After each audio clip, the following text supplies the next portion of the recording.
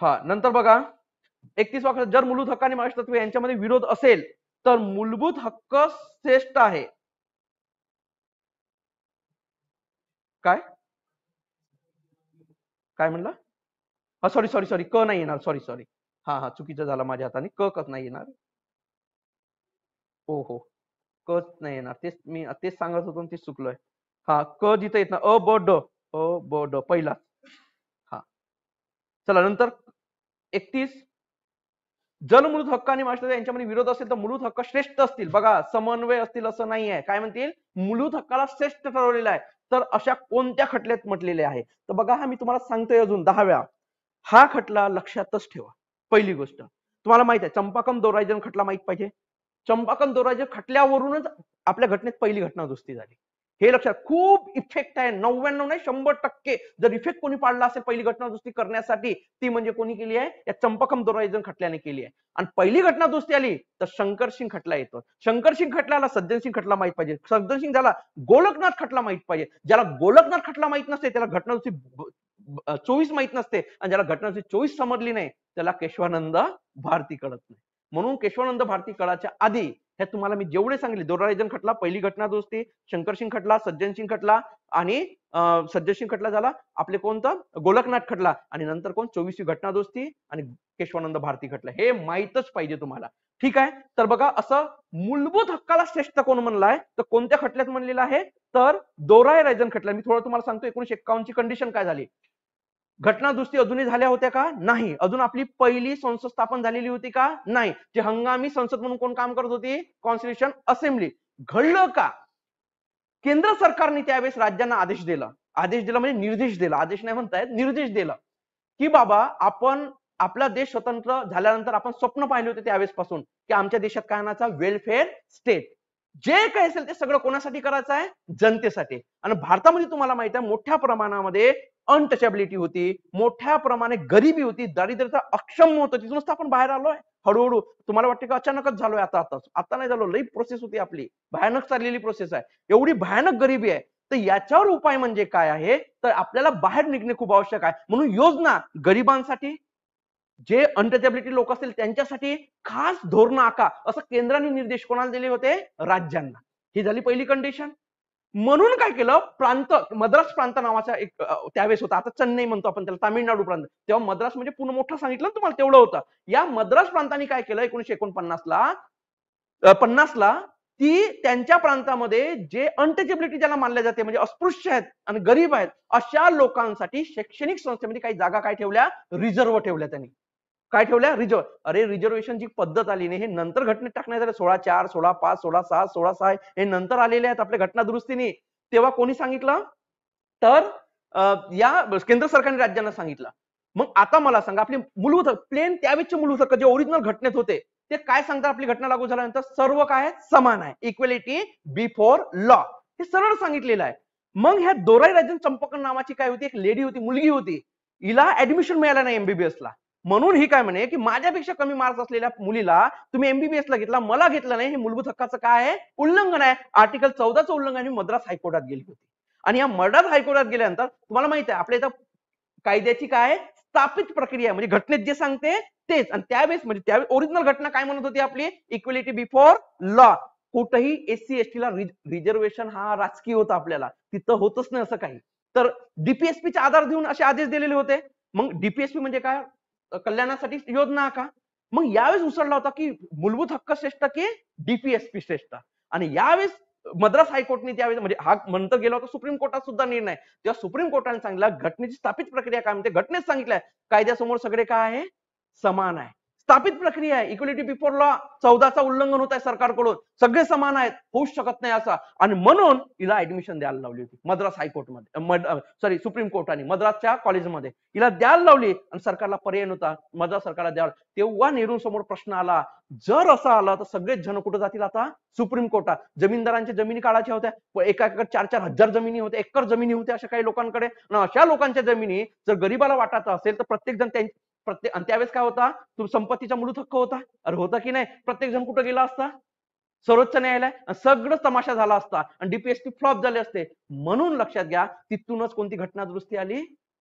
पहिली घटना दुरुस्ती. आणि पहिल्या घटना दुरुस्तीने सांगितलं की जेव्हा वेलफेअर स्टेटसाठी कोणतीही लँड ॲक्विजिशन वगैरे करायचं काम पडला तर आम्ही एक नवी परिशिष्ट टाकतोय. या नव्या परिशिष्टीत ज्याचा ज्याचा उल्लेख असेल ज्या ज्या कायद्यांचा मग काही असो त्याच्या विरोधात न्यायालयात काय करता येणार नाही, जाता येणार नाही. अशी पहिली घटना दुरुस्ती होती.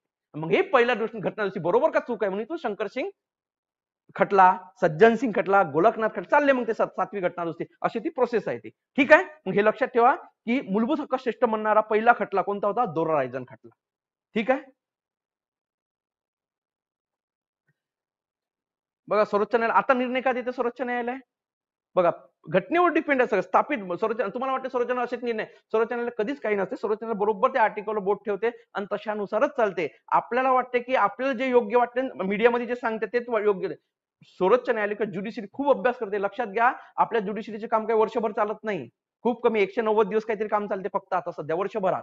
बाकी सुट्टी असते कशासाठी, अभ्यासासाठी सर्वोच्च न्यायालयाच्या जस्टिस लोकांना. आणि तुम्हाला वाटते का झालं ना अभ्यास केला आपल्यासारखं एक पोलिटी ते एका एका केससाठी 1,500 पेज वाचून काढतात. जस्टिस जे बेंचवर असतात ते 900 जस्टिस ते हे करतात स्वतः. हे असं नाहीये आपल्या गावातल्या कोर्टाचे वकील नव्हेत बसले इकडे कुठेतरी टपरीवर. ते सुप्रीम कोर्ट आहे, हायकोर्ट आहे, भयानक बुद्धिमान लोक असतात आणि ते प्रत्येक गोष्टी आहे. ते म्हणतात आम्ही देतो निर्णय, कायद्यात करा. अधिकार कोणाला, जनता. जनता कुठे आहे, संसदेत. संसदेत काही बदल करा नंतर आम्ही बघतोय काय. म्हणून एवढं सगळं हे असते. हा हा हा हो हो ना. हो मी त्याच्यावर एक सेपरेट तुम्हाला सेपरेट मी एक दिवस सांगतो कारण आता गेला ना तर आपले प्रश्न सुटणार नाही. मी राज्यसभेला पण डिस्कस केलं आहे त्याच्यावर पहिल्या टेस्टला. आपण काय करू मी सांगतो त्याच्यात 9व्या परिशिष्टात काय काय आहे आणि तामिळनाडूचा जो 59% जो आरक्षण गेला तो कसा गेला 69 काहीतरी आहे ना. हा सांगतो सांगतो नंतर ते काय. हा हो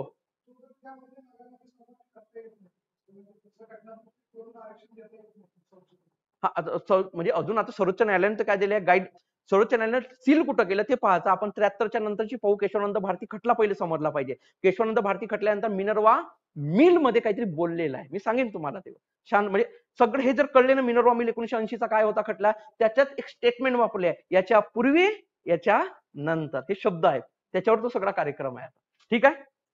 मी पुढच्या टेस्टला बरोबर त्याच्यावर एक क्वेश्चन टाकतो म्हणजे मला काय होतं त्याच्यावर विश्लेषण करायला बरं होईल. आता काय केलं आपलं तुम्हाला माहित आहे जर विश्लेषण उत्तर बरोबर काय चुकीचं सांगत बसलं नाही याला काहीच अर्थ नाही. विश्लेषणाला तुमचं विश्लेषण कसं असलं पाहिजे पूर्ण तो टॉपिक धरून. आता तुम्हाला कळलं पाहिजे घरी जाऊन काय काय अभ्यास करायचा आहे. हा माझा उद्देश असते. म्हणून माझे टेस्टला डिस्कशन संपतच नाही कधी कधी म्हणजे चालूच असतो डिस्कशन. तर हाच त्याचं कारण आहे की उत्तर आणि प्रश्न वाचून द्यासाठी मी इथं आलेलो नाहीये. आपण डिस्कस बरोबर प्रश्न विचारला मी पुढच्या त्याच्यावर एक क्वेश्चन सेट करतो. तसं आपण चौथ्या काहीतरी टेस्टला टाकलं होतं ते दुसऱ्याला टाकू आता. आणि जेव्हा कंबाईन होणार त्यावेळेस मी बरोबर सगळं सांगतो तुम्हाला. एकूण एक ते खटले सांगतो त्या केशवानंद.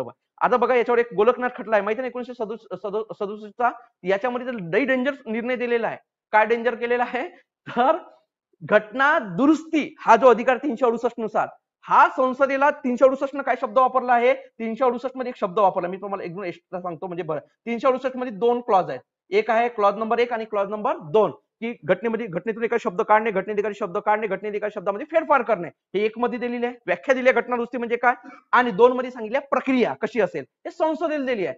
पण सर्वोच्च न्यायालयाने निर्णय देताना काय केलं या गोलकनाथ खटल्यामध्ये की या 368 मध्ये घटना दुरुस्ती येत नाही. फक्त कोणत्या याच्यात दुरुस्ती होऊ शकते संसदेने केलेल्या कायद्यातच संसद दुरुस्ती करू शकते. हे गोलकनाथ खटल्यात सांगितलंय. त्यांचं म्हणणं काय होती संसद घटना दुरुस्ती का करू शकत नाही. संसदेची निर्मिती कोण केली आहे घटनेने केली आहे. घटनेची निर्मिती कोण केलेली आहे घटना समितीने केली आहे. मग घटनेत बदल ज्याची संसदेची निर्मिती घटनेने केली आहे तर ज्यानं निर्मिती केली बापाला कसं काय चेंज करू शकते. अरे गोलकनाथ खटला होता म्हणणारा काय म्हणते संसद कुठं आहे घटनेत आहे. म्हणजे घटनेने संसदेची निर्मिती केली आहे. मग ज्यानं निर्मिती करून दिली त्या संसदेला घटनेत निर्मिती दुरुस्ती करण्याचा बदलच अधिकार नाहीये. आणि घटना कोणी बनवलेली आहे घटना समितीने. घटनेत फक्त बदल कोण करू शकते त्यांचाच बाप म्हणजे कोण आहे घटना समिती. आता आहे का नाही. मग बदल होऊ शकते का नाही. घटना दुरुस्तीच होऊ शकत नाही. दुरुस्ती होऊ शकते फक्त कुठं संसदेने केलेल्या कायद्यात. संसद घटना दुरुस्तीत करू शकत हा गोलकनाथ एवढा डेंजर खटला होता. आणि याच्यातूनच तुम्हाला माहित आहे हा गोलकनाथ खटल्यावरूनच मॅडमचा कार्यकाळ होता. हा डेंजर मॅडम तिथून तयार होत होत्या. इथून मॅडम म्हणजे इंदिरा गांधी. तुम्हाला काय वाटतं आता सगळं काय होतं असं नाही तेव्हाही डेंजर होत्या मॅडम. खतरनाक कार्यक्रम होता. मॅडम तेव्हा दुर्गादेवी बनण्याचा कार्यक्रम सुरू झालेला होता इथून. तर या तिला दुर्गादेवीची उपमा दिली जाते ना मॅडमला. तर या मॅडमनी 24वी घटना दुरुस्ती केली 1971 ला. आणि या 71 ला सांगितलं होते की संसदला अमर्यादित अधिकार आहे. कशामध्ये? घटना. पहा, कोणत्याही सर्वोच्च न्यायालयाचा निर्णय जर घटनेच्या तरतुदीशी संबंधित असेल, जर बदल करायचा असेल तर संसदेला काय करावं लागते? घटना दुरुस्ती. जर काही संसदेच्या कायद्यात जर दुरुस्ती असेल, कायद्याशी संबंधित न्यायालयाने निर्णय दिला तर साध्या कायद्याने होते. तर तेव्हा मग संसदेमध्ये एवढे बदल झाले. आणि तुम्हाला माहित आहे घटना दुरुस्तीच्या कोणत्याही विधेयकावर राष्ट्रपतीला संमती देणे काय आहे? अनिवार्य आहे. तोच म्हणजे कोणती घटना दुरुस्ती? 24वी. या 24व्या घटना याच्यापेक्षा डेंजर होता की कुठलाही अधिकार आहे संसद कोणत्याही घटनेच्या कोणत्याही पार्टला कोणत्याही तरतुदीला छेडखानी करू शकते. हे अमर्यादित अधिकार जो प्राप्त केला तो कोणी दिला होता? 24व्या घटना दुरुस्ती. आणि हे 24व्या घटना दुरुस्तीतल्या तरतुदी कोणी वगळल्या? केशवानंद भारती खटल्या. केशवानंद भारती खटल्यात मला संसदेला अधिकार आहे का? आहे घटना दुरुस्तीचा, पण अमर्यादित अधिकार नाही आहे. म्हणजे गोलकनाथ खटल्याचा निर्णय कोणत्या खटल्यात बदललेला आहे? केशवानंद भारती. असं आहे ते थोडं लय डिटेल आहे त्या सगळ्या गोष्टी.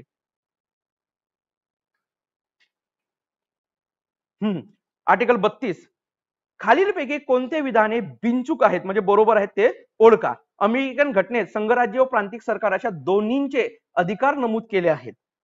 ठीक आहे. अमेरिकन घटनेत संघराज्य व प्रांतिक अशा दोन्ही अधिकार नमूद केलेले आहेत. तर लक्षात घ्या, दोन्ही अधिकारचं समजा घ्या, केंद्राचे अधिकार वेगळे आहेत, राज्यांच्या घटनेत राज्यांचे अधिकार आहेत. आणि शेषाधिकार अमेरिकेमध्ये लक्षात, आपल्याकडे शेषाधिकार कोणाला आहे? केंद्राला. अमेरिकेत राज्यांना असते. जेव्हा राज्याच्या घटनेमध्ये राज्यांचे अधिकार जे दिलेले आहेत, म्हणजे पहा केंद्राने जे काही अधिकार घेतले ते सोडून प्रत्येकाने राज्याने आपापले अधिकार घेतले, म्हणून केंद्राची घटना वेगळी आहे, राज्याची घटना, त्यामुळे ही स्टेटमेंट चुकीची आहे. अशा दोन्ही अधिकारांनी नमूद केलंय. एकाच घटनेत दोन्ही नमूद नाही केले, त्यांचे वेगवेगळे घटना आहे. ऑस्ट्रेलियन घटनेत अधिकारांची एकच सूची आहे. तर ऑस्ट्रेलियामध्ये एकच सूची आहे. हे टाकण्याचं कारण काय? तुम्हाला पाठांतर पाहिजे बा. ऑस्ट्रेलियातली घटना सूची किती आहे हे काय हे टाकण्याचं कारण, हे तुम्हाला वन लाइनर मध्ये पाठांतर जरी केले प्रश्नपत्रिका तर उद्या 1-2 प्रश्न आले तर तुमचा बरोबर होऊ शकते. कॅनेडियन घटनेत संघराज्य व प्रांतिक अशा 2 सूची असून उर्वरित अधिकार कोणाकडे आहे? तर केंद्राकडे आहे असं त्यांनी म्हणलंय. तर ही पद्धत बऱ्यापैकी आपण घेतली आहे, पण आपल्या घटनेमध्ये किती सूची आहे? 3 सूची आहे. आपण बदल केला त्याच्यामध्ये थोडा. 3 सूची आहेत आणि आपल्याकडे शेषाधिकार जो आहे तो कोणाकडे आहे? केंद्राकडे. आणि जो शेषाधिकार केंद्राकडे आहे तो कॅनेडियन कडूनच घेतला आपण पद्धतीनुसार. ठीक आहे. ब आणि क. प्रश्न काय विचारला? बिनचूक. हा, नंतर क्वेश्चन आहे 33. संबंधित राज्याच्या संमतीशिवाय राज्याकडे केंद्राचे कार्यकारी अधिकार सोपवण्याची तरतूद राज्य घटनेमध्ये खालील म्हणजे राज्यांकडे अधिकार खालीलपैकी कोण करू शकते? तर तुम्हाला माहिती असेल केंद्र राज्य संबंध नावाचा आपला भाग आहे, भाग 11 आणि भाग काय? भाग 12. तर या भाग 11 मधले जे आपले प्रशासकीय अधिकाराशी संबंधित केंद्र राज्य संबंध आहे, त्यामध्ये आपण आर्टिकल 256 पासून सुरू होते आपले. तर यामध्ये सगळ्यात महत्वाची काय सांगितलं? 258(2) मध्ये पहा, 258(1) काय म्हणते? 200 हे खूप महत्वाचे आहे, विचारले आहेत. 258(1) काय म्हणते की राज्यांच्या परवानगीने केंद्राचे काही अधिकार कोणाकडे सोपवले जाऊ शकते? राज्यांकडे सोपवले. केंद्राचे काही म्हणजे काही कामं असतील, कामे अधिकार म्हणतो, ते कोणाकडे सोपवले जाऊ शकते? राज्यांकडे. फक्त कोणाच्या परवानगीनं? राज्यांच्याच परवानगी. असं कोण करतील? राष्ट्रपती करतील. 258(1) मध्ये.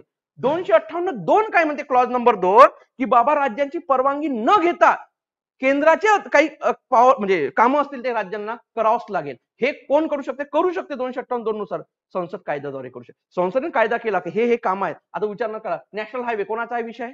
केंद्राचा. पण जाते कुठून? राज्यातून जाणार ना एकदम. मग म्हणू शकते डागडुगीचं काम कोण करा? राज्यांनी करा. आणि संसदेने जर असा त्या नॅशनल हायवे बद्दल एखादी विधेयक पास केला, कायदा केला की या 6 नंबरच्या हायवेचे जे काही असेल काय डागडुगीचे काम छत्तीसगड महाराष्ट्र यांनी कंप्लीट करावं किंवा पश्चिम बंगाल यांनी कंप्लीट करावं, ते त्यांना करावंच लागते. ते आहे 258(2) मध्ये. हा, 34 आहे. भारतीय शासन पद्धतीमध्ये खालीलपैकी कोणत्या गटाला वर्तुळातील अंतर्वर्तुळ म्हणून संबोधले जाते? म्हणजे वर्तुळातून वर्तुळ म्हणजे वर्तुळातला वर्तुळ असं कोणाला संबोधलं जातं? किचन कॅबिनेटला म्हणा. म्हणजे शब्द जाणून बुजून फिरवले आहेत तिथं, बाकी काही दुसरं काम केलं नाही. तर वर्तुळातला वर्तुळ म्हणजे काय? एक कॅबिनेट असते बघा, मंत्री परिषदेमध्ये एक भाग असते कॅबिनेट. कॅबिनेट मूळ घटनेत तर नव्हता, नंतर 42व्या घटनादुरुस्तीने ते टाकण्यात आलेलं होतं 44व्या.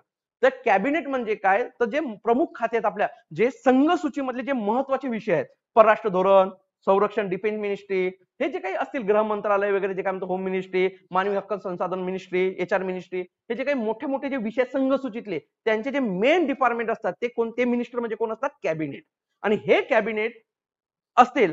पण आता लक्षात घ्या, कोणताही निर्णय आपल्या देशामध्ये कॅबिनेटच्या धोरणाशिवाय होऊ शकते का, नाही.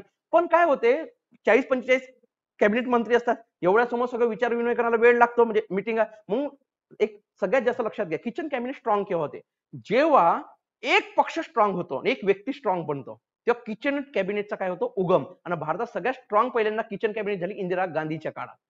आणि दुसरी वेळ होती ती म्हणजे सध्याचे आपले कोण, पंतप्रधान नरेंद्रजी मोदी. दोन्ही म्हणजे पॉवरफुल सगळेच होते पंतप्रधान, पण याच्यामध्ये जे सगळ्यात स्ट्रॉंग म्हणून स्वतःला सामोर करतात, तर त्यावेळेस किचन कॅबिनेट जास्त स्ट्रॉंग असते. आणि हे किचन कॅबिनेट म्हणजे काय, मंत्री ते कॅबिनेटची जेव्हा मीटिंग होते तेव्हा फक्त औपचारिकरित्या साईन असतात, पण सगळे निर्णय ते किचन कॅबिनेट घेते त्यांच्यामध्ये. ठीक आहे, ती म्हणजे किचन कॅबिनेट. हे काही घटनात्मक नाहीये. चला, जनहित याचिका, PIL म्हणतात याला, public interest litigation. Public interest litigation, जनहित याचिकेबद्दल क्वेश्चन आहे. बघा, पहिला शब्द काय आहे, पब्लिक इंटरेस्ट, म्हणजे जनतेच्या हितासाठी, म्हणजे जनतेच्या पर्सनल हित नाही, इथं कोणासाठी आहे, जनतेच्या हितासाठी. जे लिटिगेशन म्हणजे याचिका, म्हणजे आपण न्यायालयात जे काही दाखल करतो कोणत्याही समस्येबद्दल काही बद्दल, तर तेव्हा त्याला लिटिगेशन म्हणतो आपण. तर PIL बद्दल आहे, तुम्हाला माहित असेल की एक लोकस स्टँडी नाव, तुम्हाला जेव्हा मेन्सचा अभ्यास करा राज्यसभेचा वगैरे तेव्हा येतात ते जे काही लोकस स्टँडी वगैरे, काय म्हणणं की ज्याच्यावर अन्याय झाला आहे तो थेट कुठे येऊ शकते, न्यायालयात येऊ शकते. ही कन्सेप्ट आहे लोकस स्टँडीचा. पण या लोकस स्टँडीला पुन्हा अजून काउंटर झाला.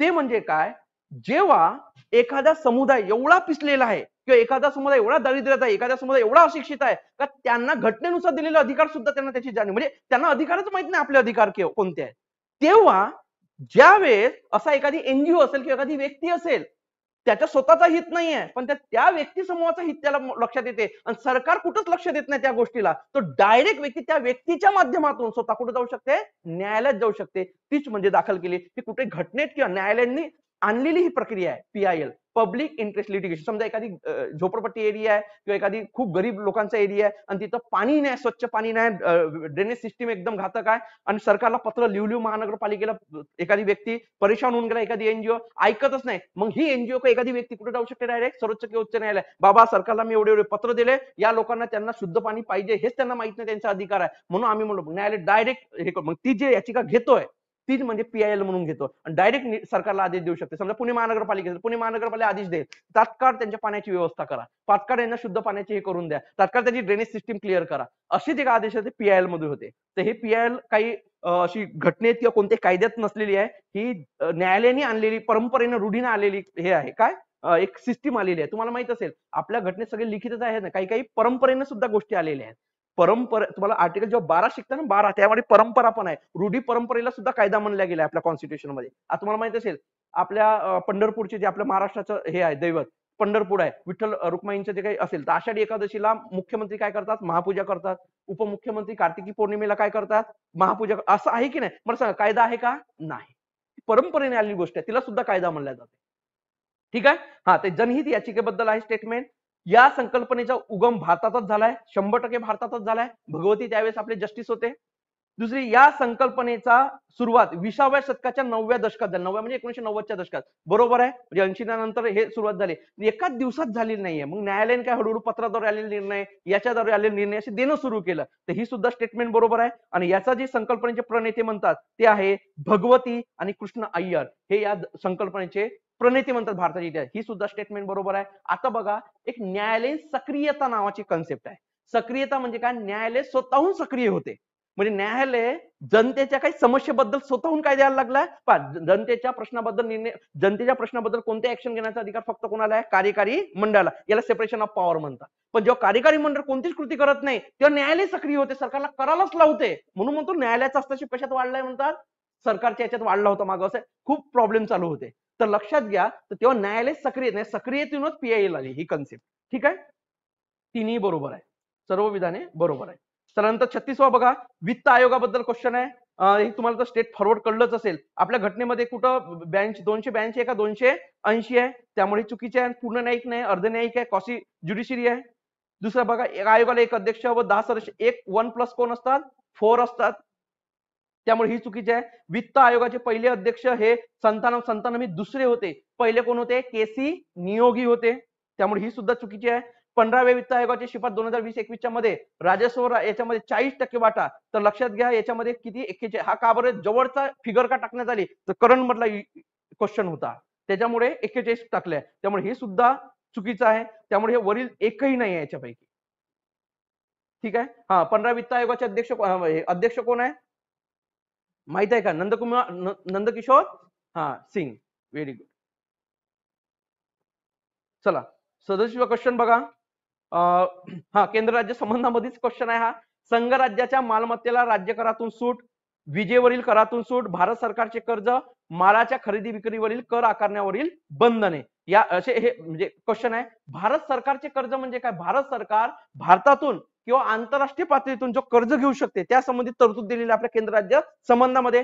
ड नंबर बघा, मालाच्या खरेदी विक्रीवर कर आकारण्यावर बंधने म्हणजे काय, जेव्हा हा स्टेट बद्दल आहे, जेव्हा कोणताही स्टेट इंटरनल म्हणजे एका राज्याच्या दुसऱ्या राज्याशी व्यापार करते किंवा राज्य बाहेरच्या देशासोबत सुद्धा व्यापार करतेच ना, त्यावेळेस स्वतः राज्य टॅक्स लावू शकत नाही. याचा अधिकार फक्त कोणाला आहे, संसदेला. त्या संबंधित ही एक आहे. त्या संबंधित विजेवरील करात सूट म्हणजे काय, संसद कायदा करूनच एखाद्या राज्याला विजेत, रेल्वेच्या याच्यामध्ये काय देऊ शकते, सूट देऊ शकते, ही आहे.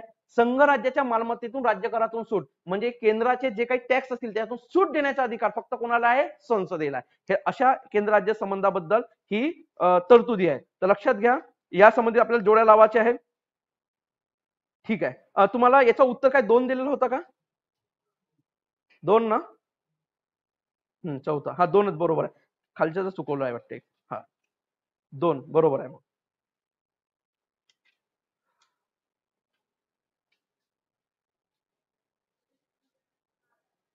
एक केंद्र राज्य संबंधाची सरांच्या टेलिग्रामला एक मी पीडीएफ पाठवली, आर्टिकल वाईज मी नोट्स टाकलेले आहे. मी 2-3 टाकलेले आहेत, ते नोट्स तुम्ही फक्त डाउनलोड करून घ्या. सरांच्या याच्यावर आहे, कशावर, आपल्या टेलिग्रामला, किंवा मग माझा टेलिग्राम जॉईन केला. मी सध्या आता सक्रिय नाहीये, मी लेक्चर मधून सुद्धा बाहेर आहे सध्या. आता या काळात 6 महिने झाले मी लेक्चर कुठंच घेत नाहीये सध्या. तर माझे टेलिग्राम एक आहे, तर त्याच्यावर मी पीडीएफ खूप टाकलेले आहे. तुम्हाला जर माझ्या नोट्स पाहिजे असेल तर @polity म्हणून कराल, किंवा सरांच्या याच्यावर गेले तरी चालते, @polity सचिन असं चॅनल आहे आपला. म्हणजे त्याच्यामुळे पॉलिटी, हिस्ट्री अँड लॉ असं नावाचा चॅनल आहे सचिन शेंडेच्या नावाने. त्याच्यावर तुम्ही त्याच्यावर खूप पीडीएफ टाकलेले आहेत, किंवा सरांच्या याच्यावर मी पण टाकलेले होते. केंद्र राज्य संबंधाची मी काय केले, प्रत्येक आर्टिकल वाईज चार्ट वाईज तयार केलेले होते नोट, ते करा. पंतप्रधानांचे पण टाकलेले आहे नोट्स, पंतप्रधानांची पण नोट्स टाकले. पंतप्रधान कॅबिनेट कोणी कोणाला काय म्हणलंय एकदम डिटेल टाकली आहे. दुसरी अँटी डिफेक्शन लॉ वर टाकली सरांच्या याच्यावर पीडीएफ, म्हणजे त्यांच्या याच्यावर ते डाउनलोड करून घ्या, एकदम म्हणजे मुद्देसूद टाकलेले आहे. नंतर आहे 38, नीती आयोगाबद्दल आताच बोललो. नीती आयोग हे घटनात्मक संस्था नाही, वैधानिक आहे. तर हे वैधानिक संस्था म्हणजे याच्याद्वारे स्थापन केलेल्या कार्यकारी मंडळाच्या आदेशाद्वारे केंद्रीय मंडळामध्ये कार्यकारी ठरावण्या स्थापना झाली आहे. तर बोली बरोबर आहे, योग्य स्पष्टीकरण आहे. चला नंतर, भारतातील राजकीय प्रणालीच्या कामकाज खालीलपैकी कोणत्या प्रवाहातून संघराज्य प्रणाली दिसून येते, म्हणजे फेडरेशन सिस्टीम कुठं कुठं भारतात दिसून येते. फेडरेशन सिस्टीम म्हणजे नेहमी लक्षात घ्या, राज्य आणि केंद्र दोघंही का असतील, समान, पहिले डोक्यात घ्यायचं बस. आणि हे वैशिष्ट्य भारताच्या गोष्टीकडून संघराज्य पद्धत कुठं कुठं दिसते, अमेरिकेची विचारलेलं नाहीये. बरं, क्षेत्रीय आकांक्षा पूर्ण करण्यासाठी नवीन राज्यांची निर्मिती, बरोबर आहे. अरे नवीन राज्यांची निर्मिती करू शकते ना, यस. भारतामध्ये युएसए मध्ये होऊ शकत नाही, आहे ते तसेच ठेवलेले आहेत त्यांनी.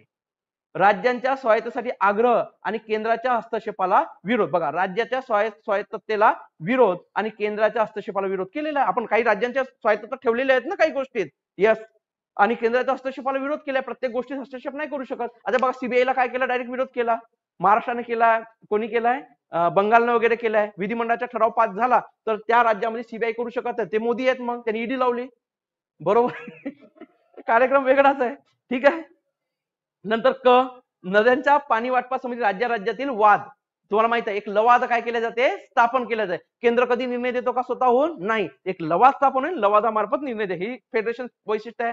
राज्याची क्षेत्रीय वाढ. माझी बॉर्डर इथं गेली, बेळगाव प्रश्न आपला, अरे आहे की नाही आहे? तर मग असे वाद हे लक्षात घ्या, कोण सोडवते? सर्वोच्च न्यायालय सोडवते. दोन राज्यातील वाद कधी उच्च न्यायालयात जात नाही, ते कुठे जातात? डायरेक्ट सुप्रीम कोर्टात जातात. हे सुद्धा आपल्या भारतीय फेडरेशनचे वैशिष्ट्य दिसते. ठीक आहे. सर्वच बरोबर आहे.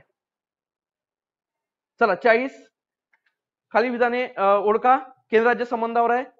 केंद्र राज्यामध्ये पहा दोन भाग आहेत, मी तुम्हाला सांगितले होते, 11 भाग आणि 12वा भाग. बघा 11व्या भाग 11 मध्ये तुम्हाला लक्षात घ्या, कायदे विषयक विभागणी आणि प्रशासकीय विषयक विभागणी.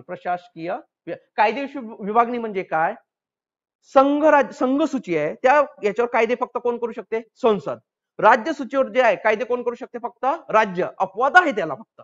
दुसरी समवर्ती सूची कॉन्करंट लिस्ट मध्ये त्यावर कायदे कोण करू शकतात? दोघंही करू शकतात. पण कोणाचा कायदा श्रेष्ठ ठरतो? केंद्राचा. पण अपवाद आहे त्याला पण अपवाद आहे. मी राज्यसभेला सांगितलं होतं अपवाद काय आहे. समवर्ती सूचीवर राज्याचा दोन्ही केंद्राचा आणि राज्याचा कायदा जर असेल तर इतर राज्याचा कायदा श्रेष्ठ ठरू शकतो. कोणत्या कंडिशन मध्ये? जेव्हा समवर्ती सूचीचा विषय आहे त्याच्यावर राज्यांनी कायदा केलेला आहे. ओके. आणि केंद्राने सुद्धा काय केलाय? कायदा केला. तर कोणाचा कायदा राहिला पाहिजे? केंद्राचा. पण काय होते, जेव्हा समवर्ती सूचीवर राज्यांनी कायदा केलेला आहे आणि तो कायदा मान्यता राज्यपालाची साईन नाही, ते कोणासाठी ठेवलेला आहे? राष्ट्रपतीसाठी राखीव ठेवलेला आहे. आणि राष्ट्रपतीने त्याच्यावर काय केली आहे? साईन केली आहे. आणि त्याच आता तो कायदा कोणाचा झाला? राज्याचा. पण याच वेळी केंद्राने जरी कायदा केला त्याच विषयावर तर त्या राज्यापुरता कोणाचा कायदा राहते? राज्याचा. हे लक्षात ठेवा हा अपवाद. ठीक आहे. हा. आणि प्रशासकीय म्हणजे प्रशासन कसं चालेल, अधिकाराची विभागणी, काम कसे होईल, हे सगळे प्रशासकीय. हे सगळे भाग 11 मध्ये आहे. म्हणजे कायदेविषयक याची तरतूद कुठे आहे? 245 पासून तर 200 किती 55 पर्यंत. आणि 256 पासून 263 पर्यंत काय? प्रशासकीय आहे. 256 टू 263 म्हणजे पहिला पर्याय चुकीचा ठरतो. दुसरा पर्याय बघा, घटनेच्या 11व्या भागातील अनुच्छेद 245 ते 255 मध्ये केंद्र राज्यामध्ये प्रशासकीय संबंध दिले आहे. तर इथं नाही, इथं कोणते दिलेले आहे? कायदेविषयक संबंध. त्यामुळे दोन्हीही पर्याय काय ठरतात? चुकीचे ठरतात. अ आणि ब दोन्हीही अयोग्य. चला नंतर, केंद्राकडे कार्य सोपवण्याचा राज्यांचा अधिकार. बघा केंद्राकडे, मगाशीच झालेलं स्टेटमेंट, केंद्राकडे कार्य सोपवण्याचा राज्यांचा अधिकार ही तरतूद खालीलपैकी कोणत्या घटनादुरुस्तीने नव्याने समाविष्ट, मूळ घटनेत नव्हती, कोणत्या घटनादुरुस्ती समाविष्ट? मगाशी बोललोय की राज्याचे राज्यपाल काही आपले काम कोणाकडे सोपवू शकतात? केंद्राकडे सोपवू शकतात. हे आपल्या घटनेमध्ये दिलेलं आहे. 258A नावाची नवीन आर्टिकल टाकण्यात आली आहे. ते क्लॉज नाहीये, तो आर्टिकलच आहे ते 258A मध्ये, की राज्यपाल आपल्या राज्याचे काही कामे केंद्राकडे सोपवू शकता, आमच्यानी जमत नाही. म्हणजे उद्या एखादी धरण फुटला किंवा एखादी मोठा महापूर आला, राज्याची व्यवस्था ती डागमुगली झाली, नाही होऊ शकत, तर केंद्राला विनंती करू शकते, एवढ्या पूरग्रस्ताचे कंडिशन आम्हाला सांभाळून द्या. अशा कंडिशन म्हणजे कोणतेही काम, मोठी दुर्घटना झाली आहे कोणती, किंवा डॅम फुटला आहे, मोठा पूर आलेला आहे, अवर्षण आले आहे, की आमची जे रिसोर्सेस आहेत ते कमी पडत आहेत, तुम्हीच मदत करा, तर केंद्राला मदत करावंच लागते. उदाहरणार्थ एखादी समजा लॉ अँड ऑर्डर कोणाचा विषय आहे? स्टेटचा विषय. लॉ अँड ऑर्डर म्हणजे कळते ना, कायदा आणि सुव्यवस्था. इथं एखादी समजा दंगल उसळली छोटी, पहिले कोण येते? पोलीस येतात. पोलिसांना कळलं की आपल्या आवाक्याच्या बाहेर आहे, तर पोलीस आपल्या डिपार्टमेंटच्या वरिष्ठांना फोन करा. वरिष्ठ कोणाला बोलवतील? SRPF ला बोलवतील. स्पेशल फोर्स असतो ना राज्याचा, आणि स्पेशल फोर्सला कळलं हे अंगाच्या बाहेर आणि इथं बाहेरच्या लोकांचा काय चाललाय? हस्तक्षेप. मग आपला राज्याचा गृहमंत्रालय कोणाला विनंती करतो? केंद्राच्या गृहमंत्रालयाला, की आम्हाला, सगळे कॉल म्हणजे जे नाव असते कोणाचं असते? राज्यपालांचाच असतो. कोणाकडे जातात? केंद्राचा. केंद्र काय पाठवतो? मग CRPF पाठवतो. क्लिअर झाला? CRPF किंवा मग BSF पण पाठवू शकतो त्यांना, जेव्हा काही गरज पडलीच तर. अशी ते आहे. तर हे 258A मध्ये सांगण्यात आले. आणि हे कोणत्या घटनादुरुस्तीने टाकण्यात आले? तर कोणत्या? 7व्या घटना. खूप मोठी घटनादुरुस्ती आहे 7वी पण. 42च्या आधी सर्वात मोठी घटनादुरुस्ती कोणती होती? तर 7वी होती. मी बोलीन पुढच्या वेळेस याच्यावर पण, जसे जसे प्रश्न करायचे आपल्याला, कारण एकाच याच्यावर सगळ्याला आपण नाही करू शकणार. हा 42 मध्ये आलाय का? काय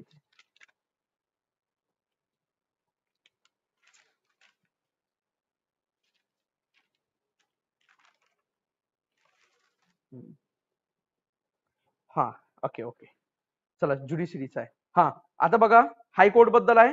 आता हायकोर्टचा आपल्या कॉन्स्टिट्यूशन मध्ये कोणत्या आर्टिकल मध्ये टाकण्यात आलेला आहे? भाग 6 मध्ये टाकण्यात आलाय. बरोबर आहे?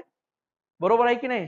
सुप्रीम कोर्ट 5व्या भागात आहे, 6व्या भागात सबऑर्डिनरी कोर्ट आणि हायकोर्ट हे 6व्या भागात आहे. त्याबद्दल तुम्हाला माहित असेल आर्टिकल जे 215 पासून सुरू होतात.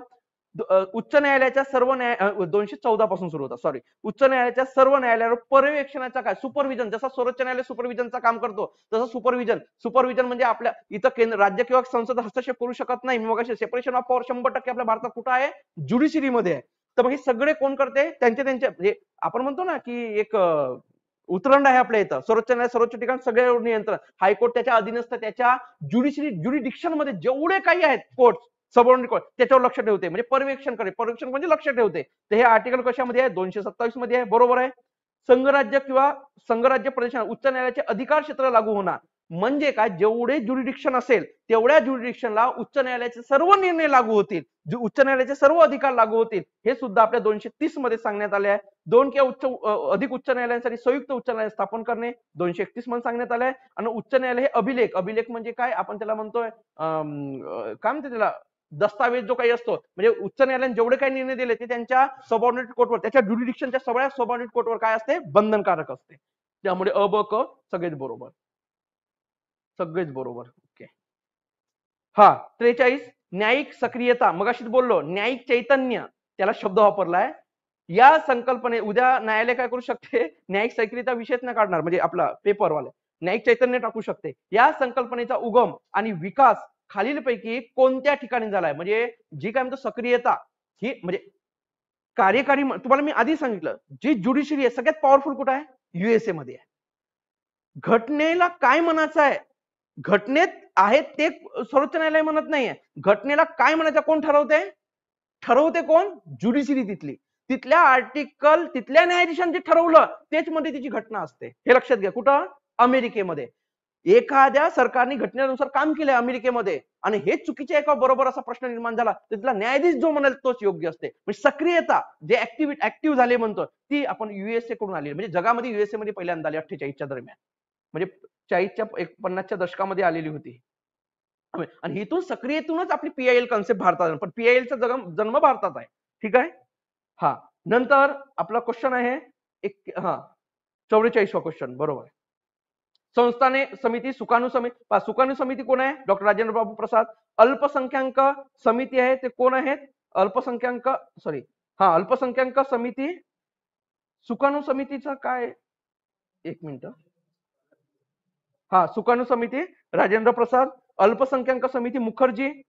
बरोबर. आणि मूलभूत उपसमिती जेपी कृपा. आता बघा एक मुख्य समिती होती मूलभूत हक्क, अल्पसंख्याक, आदिवासी क्षेत्र. बरोबर आहे. ही एक समिती, त्याचे अध्यक्ष कोण होते? सरदार वल्लभभाई पटेल. बरोबर आहे.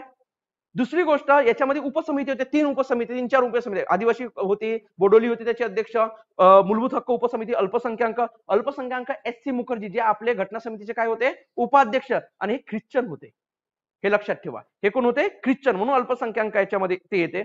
आणि दुसरी गोष्ट आपल्या जो काही नवीन म्हणजे आपण म्हणतो ना की 31 डिसेंबर 1947 जे काही नवीन आकडे आपले घटना समितीची सदस्य संख्या झाली होती. बरोबर आहे. म्हणजे ऑथेंटिक झाली होती त्यावेळेस आपले उपाध्यक्ष किती करण्यात आले होते? 2. आणि ते एक होते मुखर्जी, पण तेच होते, जुने होते ते. आणि दुसरे म्हणजे कोण होते आपले?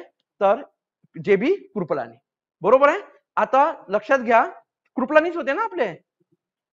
हा आता दुसरी गोष्ट लक्षात घ्या, कधी कधी प्रश्न असून तुम्हाला एक्स्ट्रा सांगतोय, कधी कधी प्रश्न असा होता की आयोगाने आता तारखा विचारले खूप, पण आता तारखा विचारणार नाही. कधी कधी विचारेल घटना समितीचे अध्यक्ष म्हणून डॉक्टर राजेंद्र बाबू यांची निवड कोणत्या अधिवेशनात झाली आहे? पहा तारीख सगळ्यांनाच माहिती आहे. कोणत्या अधिवेशनात? पहिल्या. पण पुस्तकामध्ये पुष्कळच्या ठिकाणी अशी चुका आहे की उपाध्यक्षाची निवड त्याच दिवशी झाली. लक्षात घ्या उपाध्यक्षाची निवड पहिल्या अधिवेशनात झालीच नाही, कारण एस.सी. मुखर्जी हे पहिल्या अधिवेशनात उपस्थितच नव्हते. हे जे उपाध्यक्षाची निवड आहे हे दुसऱ्या अधिवेशनात झाले, जो 20 जानेवारी ते किती जानेवारी आहे? 25 जानेवारी हा कालखंड आहे दुसऱ्या अधिवेशनाचा. तर त्यामध्ये 20 तारखेला उपाध्यक्षाची निवड झाली होती. एवढं फक्त ऑथेंटिक लक्ष ठेवा, जर पेपर खूप डीप गेला तर. त्यामुळे उत्तर याचा 2 येणार. हे तुम्हाला साहजिक येतेच ते. हा नंतर एक सोपी प्रश्न आहे, म्हणजे फुल फॉर्म वर आहे. निवडणूक आयोगाने अनिवासी म्हणजे जे कोणते लोक असतात? Non residential. बरोबर आहे. Indian NRI. बरोबर आहे ना. एनआरआय ते एनआरआय लोकांसाठी एक सिस्टीम चालू केली ती मतदानासाठी, ETBPS. तर याचा फुल फॉर्म आणि आयोग फुल फॉर्म विचारते तर कोणता आहे फुल form? Electronical transmitted postal ballot paper. ठीक आहे, 2 नंबरचा त्याचा फुल फॉर्म. हा 46 नंबर. 1953 साली अनुसूचित जाती आणि जमाती व्यतिरिक्त मागासवर्गीय शोधण्यासाठी खालीलपैकी कोणत्या आयोगाची स्थापना करण्यात आलेली होती? तर लक्षात घ्या, मंडल आयोग सगळ्यांना वाटते काकासाहेब कोणते होते? कालेकर. तर काकासाहेब कालेकर हे पहिला होता 1953 ला जो पहिला मागासवर्गीय आयोग म्हणतात, ज्याच्या शिफारशी कधीच सरकारने स्वीकारलेल्या नाही. कोणत्या? काकासाहेब कालेकर समिती. आणि दुसरा जो मागासवर्गीय आयोग होता, एससी आणि एसटी सोडून मागास कोण आहेत याचा अभ्यास करण्यासाठी दुसरा जो आयोग होता तोच म्हणजे कोणता आहे? बीपी मंडल. ओबीसीचा जन्म झाला. ओबीसी काही आपल्या घटनेत कुठेही कन्सेप्ट नव्हती जुनी. लक्षात घ्या, ओबीसीचा जन्म घालणारा व्यक्ती आहे बीपी मंडल. हे कोणाच सरकारच्या काळात स्थापन झाला होता आयोग? तर मोरारजी देसाईंच्या काळात. आणि हा आयोगाचा अहवाल जर कोणी स्वीकारलेला असेल तर ते होते नॅशनल फ्रंटचे जे प्रमुख होते. कोण? म्हणजे सरकार जी होती नॅशनल फ्रंटची, सॉरी आपले जे उत्तर प्रदेशचे होते, कोणते राजे होते आपले? व्हीपी सिंग. बरोबर ना? व्हीपी सिंग यांनी हा निवडलं कारण ते मंडल आयोगाचा काय म्हणतो आपण त्याला, शिफारशी स्वीकारल्या होत्या. आणि याच्या मग खूप मोठा कंडिशन वेगळी होती. म्हणजे आज ओबीसीला जो आरक्षण आहे तो व्हीपी सिंग मुळे आहे, हे लक्षात घ्या. म्हणजे ओबीसीचं आरक्षण जो ज्याच्यामुळे आहे आणि त्याच्यामुळे याच मंडल आयोगाच्या ज्या शिफारशी लागू केल्या होत्या व्हीपी सिंगांनी, याच विरोधात सरकारच्या विरोधात जो खटला झाला तोच म्हणजे 1993 चा खटला, गाजलेला खटला. तुम्हाला माहिती आहे इंदिरा साहनी खटला. आणि इंदिरा साहनीचा अजून दुसरा इंदिरा साहनी खटला, एक 94 चा 93 चा आणि इंदिरा साहनी खटला आता करंट मध्ये सुद्धा आहे. त्या वकील आहेत त्यांचा खटला. मी सांगेन पुढचा एक क्वेश्चन येणार आहे त्याच्यामध्ये. तर लक्षात घ्या, असे 2 खटले इंदिरा साहनी संबंधित. तर त्या खटल्यामध्ये सर्वोच्च न्यायालयाने डायरेक्ट सांगितलं होतं की एससी आणि एसटी वगळता इतर जे मागास आहे जातीच्या आधारावर मागास आहे म्हणून बीपी मंडळानं सांगितलं होतं. यस, एखादी व्यक्ती जातीच्या आधारावर मागास राहू शकते हे ऍक्सेप्ट केली होती कोणी? सर्वोच्च न्यायालयाने. आणि घटनात्मक आहे म्हणून ओबीसीला सांगितलं होतं. पण प्रमोशनला काय केलं होतं? अमान्य केलं होतं. म्हणजे प्रमोशन मध्ये आरक्षण असणार नाही, बीपी मंडळानं त्यावेळी म्हणजे सॉरी इंदिरा साहनी खटल्यात मान्य करण्यात आलेला होता. ठीक आहे, त्याच्यामुळे इथं उत्तर येणार आपला काकासाहेब कालेकर. पहिला मागासवर्गीय आयोग लक्षात घ्या. दुसरा मागासवर्गीय आयोग बीपी मंडळ. काकासाहेब कालेकरला कुठंही प्रकारच्या शिफारशी स्वीकारल्या गेल्या नाहीये. हा, नंतर आपला ईडी एन्फोर्समेंट डायरेक्टरेट खालीलपैकी कोणत्या कायद्याची अंमलबजावणी करते? आता बघा, एन्फोर्समेंट युनिट नावाचा पहिल्यांदा नेहरू काळात स्थापन झालेला होता. बरोबर आहे. याच्याच नाव नंतर 57 का 67 ला काय करण्यात आलं होतं? एन्फोर्समेंट डायरेक्टर असा करण्यात आलेला होता. त्या विश्लेषणामध्ये खूप डिटेल टाकलेले आहे त्यामध्ये. तर याची अंमलबजावणी कोणत्या विषयाशी संबंधित आहे? तर पहिल्यांदा लक्षात घ्या, फेरा ऑलरेडी रद्द झालेला आहे. हा कायदाच नाही आता सध्या एलबीजी मॉडेलमुळे. बरोबर आहे. फॉरेन एक्सचेंज रेग्युलेशन ऍक्ट जो होता हा रद्दच करण्यात आला. त्याच्या ठिकाणी कोणता आला होता? आया मॅनेजमेंट ऍक्ट आहे. तर हा परकीय चलनाचं व्यवस्थापन करतो, जे फॉरेन वरून पैशाचा जो काही आपला देवाणघेवाण त्याचा व्यवस्थापन करतो. आणि दुसरा मनी लॉन्ड्रिंग जे होते पैशाचा, तर त्या संबंधित या दोनचं अंमलबजावणी करण्याचा हा कायदा काम करतो. जे आता संजय राऊत वगैरे आहे हे पैशाच्या संबंधित त्यांना लटकवण्यात आलेले आहे सगळे. म्हणजे आता जो करंटचा इश्यू आहे, संजय राऊतांनाच काल अटक झाली होती ईडी मध्ये. बरोबर आहे. ईडीच्या याच्यामध्ये म्हणजे कोण सगळेच येणार आहे आता ते. तर यामध्ये हा ईडीचा जो आहे हा फायनान्स मिनिस्टरच्या अधीनस्थ असतो. ईडी लक्षातच ठेवा, पर्याय नाही आहे आता. ईडीचा जेवढं जमेल तेवढा तुम्ही डिटेलमध्ये अभ्यास करून ठेवा. प्रश्न इनडायरेक्टली असेच काहीतरी टाकतील तुम्हाला. हा, महामहिम राष्ट्रपतींबद्दल आहे आपल्या सध्याच्या आता ज्या नवीन नियुक्त झाल्या नवनिर्वाचित महामहिम राष्ट्रपती द्रौपदी मुर्मू यांच्याबद्दल अयोग्य विधान निवडा. तुमच्या पुष्कळशा मुलांचा बरोबरच असेल तर अयोग्य विधान निवडायचं आहे. रायरंग नगरपंचायतीचा नगरसेवक, ज्या ओरिसा मधला रायरंग नगरपंचायत आहे, तर याच्या 1997 मध्ये त्यांनी आपल्या नगरसेवक म्हणून कारकीर्द सुरू केली होती. बरोबर आहे.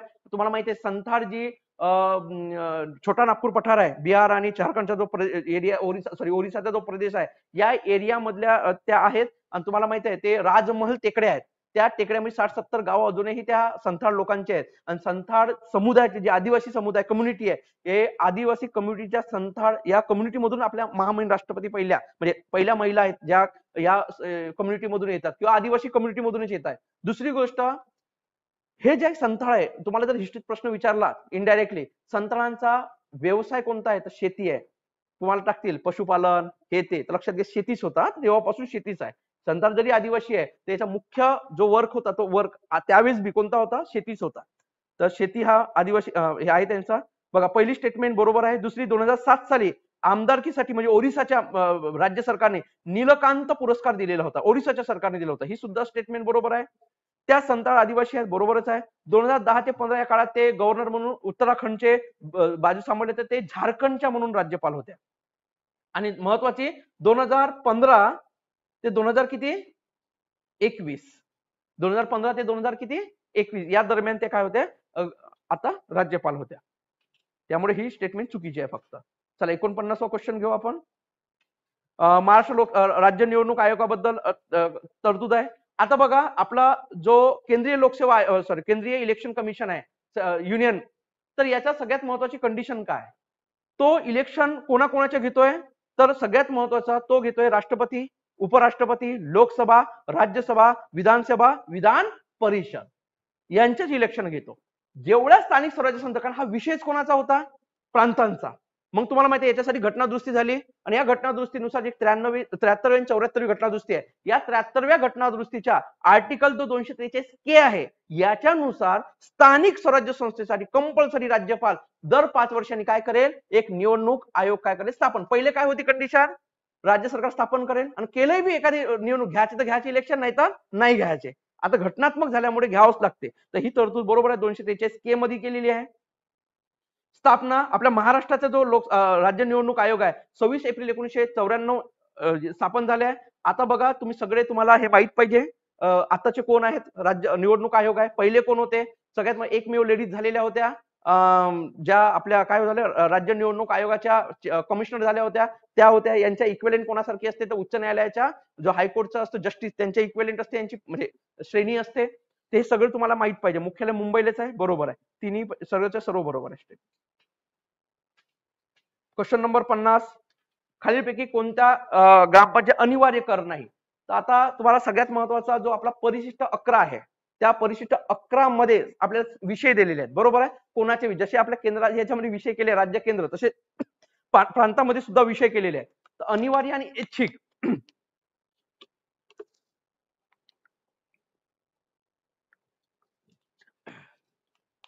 अनिवार्य आणि ऐच्छिक. अनिवार्य म्हणजे कंपल्सरी आहे, ऐच्छिक म्हणजे ते डिपेंड आहे राज्याने ठेवायचा की नाही ठेवायचा याच्यामध्ये. याची लिस्ट दिलेली आहे म्हणजे 11 मध्ये, आणि परिशिष्ट 12 मध्ये काय दिली आहे, नगर पालिकेची दिली आहे. आता तुम्हाला माहिती आहे 73 मध्ये एक शब्द वापरलेला आहे 73व्या घटनादुरुस्ती. जेवढ्या स्थानिक स्वराज्य संस्था असतील, जिल्हा परिषद, पंचायत समिती आणि ग्रामपंचायत त्रिस्तरीय असेल, यांना एकत्र नाव दिलंय पंचायती.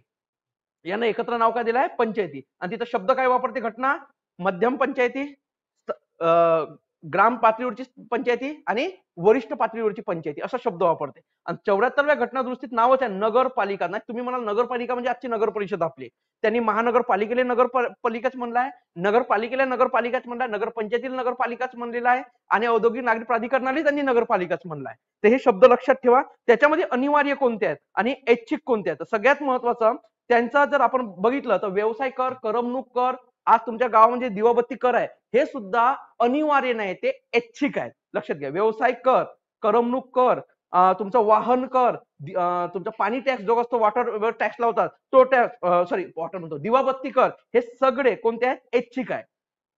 बाकीचे अनिवार्य कोणते कोणते आहेत, गावाच्या हद्दीत ज्या इमारती असतात आणि बिगर म्हणजे नॉन ऍग्रिकल्चर ज्या असतात, म्हणजे ऍग्रिकल्चरचा कोण लावते, महसूल डिपार्टमेंट लावते, तहसील कार्यालयातून. तुम्हाला अनिवार्यानुसार शेतीचा टॅक्स घेते ना, आपला तलाठी येतो ना घ्यायला, वसुली करायला, तर तो येतो शेती, त्याला ऍग्रिकल्चर लँड म्हणतात. नॉन ऍग्रिकल्चर लँडचा जो गावाच्या हद्दीत नॉन ऍग्रिकल्चर जेवढा लँड असेल तो सगळं कोणाच्या हद्दीत येतो, ग्रामपंचायतीच्या हद्दीत येतो, आणि तो अनिवार्य असतो. गावाच्या हद्दीत इमारती जेवढ्या असतील त्या, आणि गैर कृषी जमिनी जे प्लॉट असतात ना, आपण म्हणतो नॉन ऍग्रिकल्चर लँड, ते हे सगळे अनिवार्य मध्ये येतात. विशेष पाणी कर आणि इतर पाणी कर हे सगळे अनिवार्य मध्ये येतात, म्हणजे तिथली ग्रामपंचायतला अनिवार्य मध्ये टाकतात. आणि व्यवसाय कर, करमणूक कर, तो आम्ही सांगतो दिवाबत्ती कर, वाहन कर, हे सगळेच्या सगळे काय आहेत, ऐच्छिक कर आहेत. मग बघा एकदम क्वेश्चन तुम्हाला लई टेन्शन आला असेल 51व्या क्वेश्चनची, खालीलपैकी कोणती ग्रामसभेची त्रिसूत्री संकल्पना आहे. हे लय डेंजर आहे, क्वेश्चनच डेंजर आहे तुम्हाला.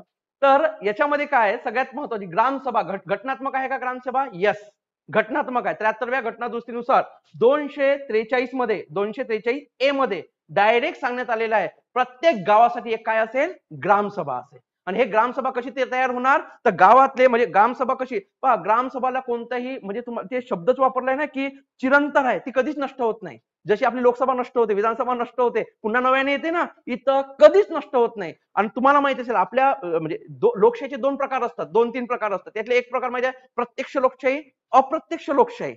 आणि हुकुमशाही वगैरे वेगळी असते, लष्करशाही वगैरे. प्रत्यक्ष लोकशाहीमध्ये काय असते, डायरेक्ट, मी प्रत्यक्ष निवडणूक नाही म्हणत आहे, प्रत्यक्ष काय म्हणतोय, लोकशाही. प्रत्यक्ष लोकशाहीमध्ये जनता डायरेक्ट काय करते, व्यवस्थित जाते. म्हणजे स्वित्झर्लंडला वगैरे पद्धत आहे. म्हणजे कायदेमंडळातील इलेक्शन होत नाही, डायरेक्ट जनतेच तिथं राहते. तेवढे वय झाले तर ते ऑलरेडी कायदेमंडळाचे काय बनतात, सदस्य. भारतात, अमेरिकेत, ब्रिटनमध्ये कोणती पद्धत आहे, अप्रत्यक्ष लोकशाही आहे.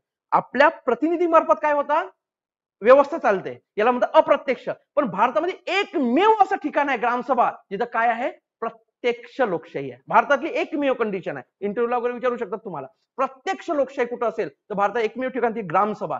तुम्हाला माहित असेल गावातल्या मतदार यादीत ज्याचा नाव आहे, म्हणजे 18 वर्ष पूर्ण झालेल्या गावाच्या मतदार यादीत नाव आहे, अशा कोणताही व्यक्ती गावाच्या मतदार यादीत नाव चढलं का समजा तो ग्रामसभेचा आपोआपच काय झालाय, सदस्य. पण गावाची ग्रामसभा म्हणजे गावाची काय आहे, कायदेमंडळ आहे. म्हणून आपोआप तो कायदेमंडळाचा सदस्य. आपल्याला माहित नसते आपण आहो म्हणून, पण आहे ओरिजिनल. बरोबर आहे. कायदेमंडळाचा काय आहे, तो सदस्य होतो. गावाची संसद कोणाला म्हणल्या जाते, ग्रामसभेला. तर हीच ग्रामसभा प्रत्यक्ष लोकशाहीचा एकमेव द्योतक आहे. तर हिची त्रिसूत्री काय म्हणते, त्रिसूत्री म्हणजे काय, कशाला द्योतक करते, तर सगळ्या स्वलक्षणता, तिचे स्वतःचेच वैशिष्ट्य आहे. काय कुठंच भरत नाही ते, म्हणजे कुठं वडाच्या झाडाखालीच ग्रामसभा होते कधी कधी, तिथं कुठं ऑफिस नसते, काही नसते, घराघरात काय संसद सदस्य आहे तिथं. बरोबर, गावाच्या ग्रामसभेचे. बरोबर आहे. स्वायत्तता म्हणजे स्वतंत्र असते, ती कोणाच्या अधीनस्थ नसते, तिच्या अधीनस्थ ग्रामसभा असते. विकेंद्रितता म्हणजे डिसेंट्रलायझेशन झालेलं आहे, म्हणजे जे अधिकार आहेत ते डिस्ट्रीब्यूट झालेले आहेत ना, तिथं एका ठिकाणावर केंद्रित झाले. कोणी अध्यक्ष ठरवतील ते ग्रामसभा कोणाकडे जाणार. तर लक्षात घ्या, हे तिचे मेन लक्ष, हे लक्षात हे पाठांतरच करून टाका. स्वलक्ष, हे कठीणातला कठीण पेपर आला तर टाकेल. आता बघा, चिरंतर सभा म्हणजे कधी नष्ट न होणारी ग्रामसभा आहे, तिचे हे वैशिष्ट्य झाले आहेत. महत्वपूर्ण बैठक आहे, वैशिष्ट्य आहेत तिचे. हा, नंतर महाराष्ट्र ग्रामपंचायत अधिनियम 1958 अन्वये एका आर्थिक वर्षात ग्रामसभेच्या किती सभा घेणे बंधनकारक आहे. आता पहिली गोष्ट, ग्रामसभा घटनात्मक आहे, पण घटनेत काय सांगितलंय, ग्रामसभा प्रत्येक गावासाठी ग्रामसभा असेल, पण ग्रामसभेचा स्ट्रक्चर कोण तयार करेल, राज्य सरकार म्हणजे राज्य विधिमंडळ. मग राज्य विधिमंडळाने आता पहिले 6 होते, आता किती आहे, 4. पृथ्वीराज चव्हाणांच्या काळात 2012 मध्ये ही तरतूद 4 करण्यात, 6 होते, 6 भरतही नव्हत्या. तुम्हाला माहित आहे, कधी कधी तुमची साईन पण राहते आणि मग येते का ग्रामसभा झाली आहे, पण नंतर करते ग्रामसभा झाली केव्हा होते, तुमची साईन पण राहते. कधी कधी तुम्ही रस्त्याने जात राहिले तेव्हा साईन घेतात. अरे ग्रामपंचायत तशीच करते ना, गावात कंडिशन लई खराब होते आधी. अनिवार्य असल्यामुळे घ्यावंच लागत होते. कोणी कोणी काही वडाच्या झाडाखाली पत्ते खेळत असेल, त्यांच्या साईन घेऊन घेतल्या जात होती, झाली ग्रामसभा. अरे बरोबर आहे ना, निर्णय सगळी मग हे होत नव्हत्या म्हणून 4 केल्या. तर 4 अनिवार्य आहे. तुम्हाला माहिती आहे, 15 ऑगस्ट, 26 जानेवारी, 2 ऑक्टोबर आणि आपला महाराष्ट्र दिन 1 मे, आणि त्याच्यापेक्षा जास्त घेऊ शकते. 53वा क्वेश्चन बघा, सरनाम्याबद्दल आहे, प्रेमबल बद्दल, की तुमचा क्रम लावा म्हणते. बरोबर आहे.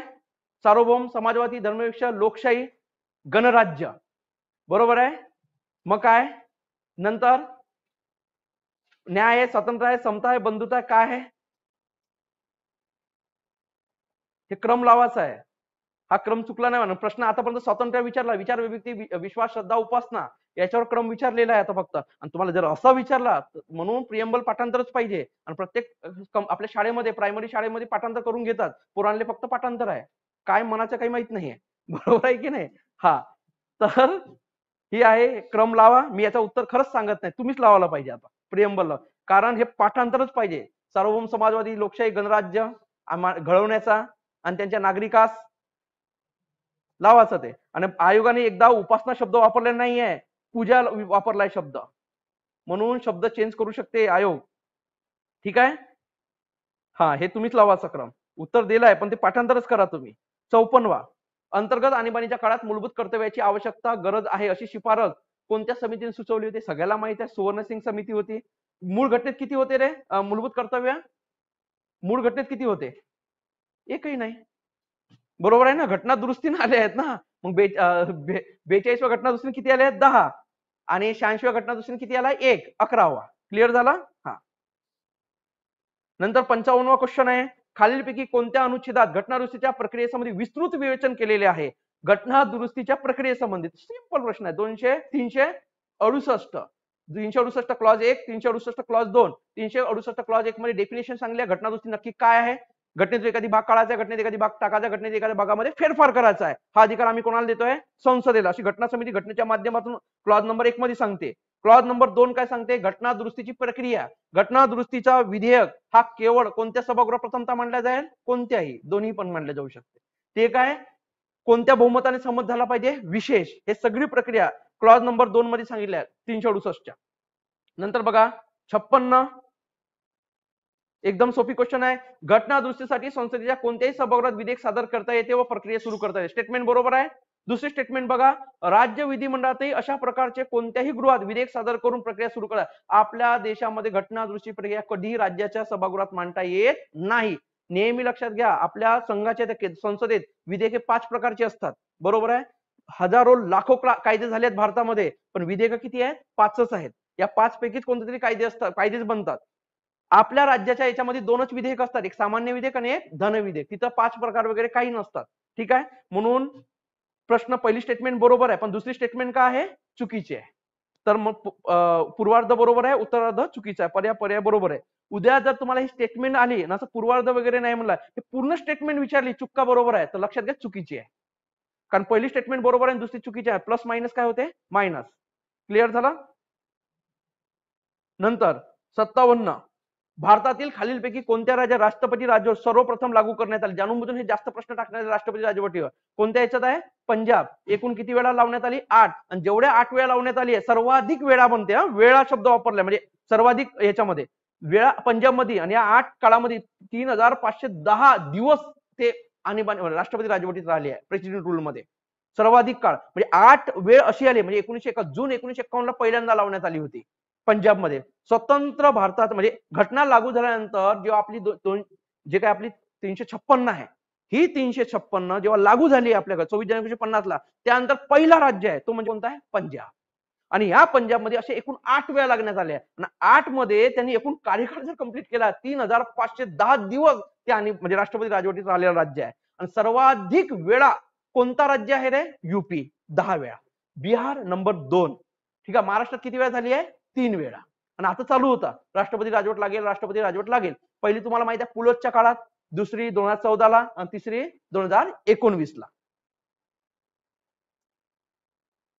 हा. नंतर 58, खालीलपैकी कोणी आणीबाणी विषयक तरतुदी घटनेचा श्वास म्हटलेला आहे? तर लक्षात घ्या, अल्लादी कृष्णस्वामी अय्यर यांनी म्हटलेला आहे, आणि टी कृष्णमाचारी यांनी हुकुमशाही म्हणलेली आहे आणीबाणीला.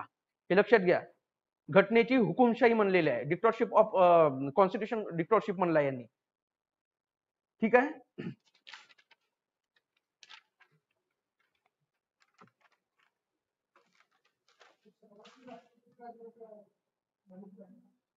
काय काय? मणिपूर आहे. सर्वाधिक जास्त वेळ का? जास्त वेळा नाही, जास्त दिवस आपली कोणती आहे? पंजाब आहे. मी थोडं माहिती झालं असेल. जास्त दिवस, सॉरी, जास्त दिवस कुठं आहे? पंजाब. जास्त वेळा 10 वेळा कुठं आहे? ओके. आणि यूपी नंतर आहे वाटते.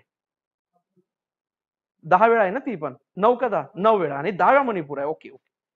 हा चला हा नंतरचा क्वेश्चन. हा सुरक्षा झडप, भारतीय घटनेची सुरक्षा झडप जर कोणी म्हणला तर महावीर त्यागीने म्हणलाय आणीबाणीला.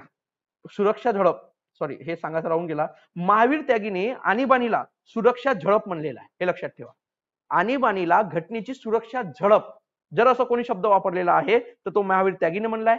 टी कृष्णमाचारीने म्हणलाय ही घटनात्मक हुकुमशाही आहे असं शब्द वापरला आणीबाणीला. आणि सर कृष्णस्वामी अय्यर यांनी घटनेचा श्वास म्हणलेला आहे. त्यांना माहित नव्हतं, नंतर असं काही होणार नाही. नंतर 59, संसदेच्या दोन्ही सभागृहाच्या संयुक्त बैठकीत उपराष्ट्रपती पदाची निवडणूक घ्यावी अशी तरतूद खालीलपैकी भारतीय घटनेत होती, परंतु ती कोणत्या घटना दृष्टीने काढून टाकण्यात आली आणि इलेक्टोरल कॉलेज तयार करण्यात आला? आता बघा, आपली जे इलेक्शन होते ज्याला आपण इलेक्शन मध्ये जो भाग घेतो त्याला म्हणतात मतदार यादी, बरोबर आहे.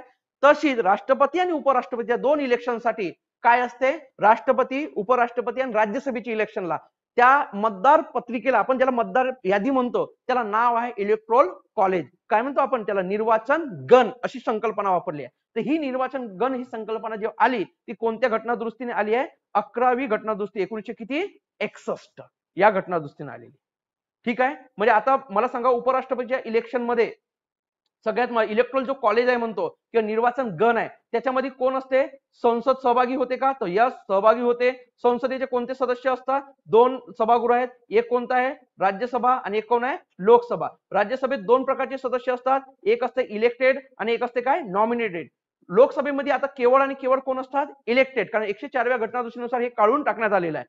आता बघा, आणि राज्याची विधिमंडळ असते. तर राष्ट्रपतीच्या इलेक्शन मध्ये केवळ आणि केवळ संसदेच्या, राज्यसभेचे इलेक्टेड आणि नॉमिनेट आणि लोकसभेचे इलेक्टेड एवढे सदस्य सहभागी होतात. म्हणजे राष्ट्रपतीच्या इलेक्शन मध्ये संसदेचे दोन्ही सभागृहाचे फक्त कोण होतात? इलेक्टेड. पण उपराष्ट्रपतीच्या इलेक्शन मध्ये कोण आहेत? इलेक्टेड आणि नॉमिनेटेड. पण उपराष्ट्रपती इलेक्शन मध्ये राज्य सहभाग घेत नाही. आणि राष्ट्रपतीच्या इलेक्शन मध्ये इलेक्ट्रोल कॉलेजमध्ये संसदेच्या दोन्ही सभागृहाचे फक्त कोणते? इलेक्टेड. राज्याच्या विधानसभेचे इलेक्टेड एवढे, आणि केंद्रशासित प्रदेशात ज्या विधानसभा आहेत त्यांचे इलेक्टेड. असा निर्वाचन गण तयार होतो. ठीक आहे. चला, नंतर आहे 60वी.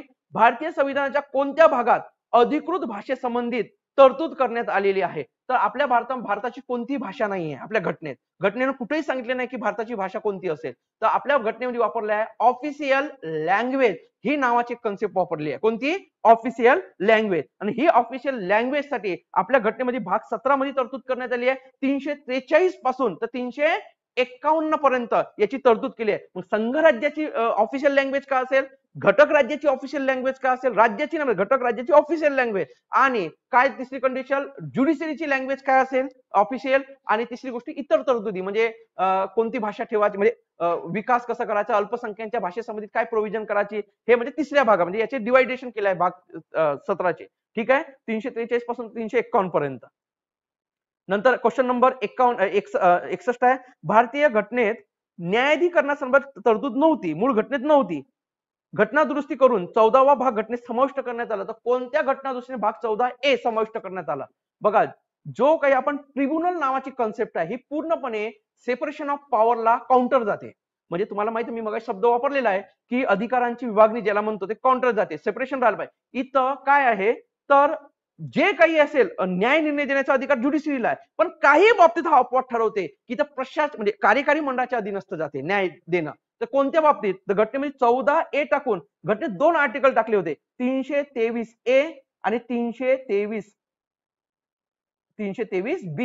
323A काय म्हणते? प्रशासकीय न्यायाधिकरणाशी संबंधित आहे. प्रशासकीय न्यायाधिकरण म्हणजे काय? केंद्राचे, राज्याचे आणि स्थानिक स्वराज्य संस्थेचे कोणतेही अधिकारी, कर्मचारी किंवा संबंधित असलेले व्यक्ती यांच्या संबंधित त्यांच्या वाद असो, बडतर्फीतला वाद असो, नियुक्ती संबंधित वाद असो किंवा इतर कोणताही वाद असो, पेमेंट, पेन्शन, निवृत्ती, कोणताही वाद असेल तर या संबंधित न्याय निर्णय देण्यासाठी ज्युडिशरीकडे डायरेक्ट न जाता त्यासाठी एक स्वतंत्र काय असेल? न्यायाधिकरण असेल. हे आर्टिकल कोण सांगते? 323A. आणि यातूनच हा अधिकार 323A नी कोणाला दिलाय? घटनेने संसदेला दिलेला आहे की संसद असा न्यायाधिकरण स्थापन करू शकते. मग संसद आपला अधिकार कशाने वापरते? कायद्याने. मग संसदेने 1985 ला प्रशासकीय न्यायाधिकरण अधिनियम 1985 कायदा पास केला. आणि या कायद्यात का सांगितला? असा प्रशासकीय न्यायाधिकरण कोण स्थापन करेल? केंद्र सरकार. बघा, आपला घटनात्मक जो कॅट मॅट म्हणतात, माहिती आहे का तुम्हाला नाव? कॅट. आणि आपण मॅट म्हणतो महाराष्ट्रात असल्यामुळे. तर कॅट म्हणजे काय? Central administrative tribunals. आणि राज्याच्या विनंतीवरून राज्यासाठी करू शकते सॅट.